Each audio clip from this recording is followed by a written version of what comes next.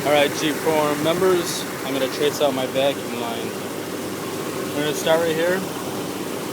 This line right here goes to the vacuum canister down below. This goes to the cruise control solenoid. Same line goes all the way to the back. This is to the HVAC. Goes into the firewall right here. Go back there. Goes across the back of the motor. This line goes over to this check valve, which is installed the correct way, which then goes into the side of the intake right here.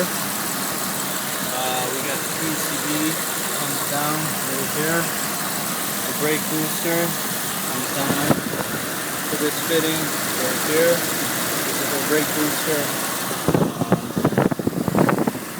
This canister, we have this vacuum line right here,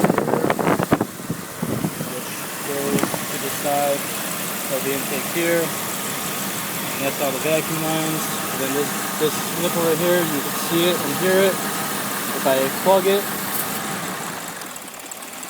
motor dies. You stop the vacuum leak, let go, and then you can hear the idle increase. Again, this vacuum right here.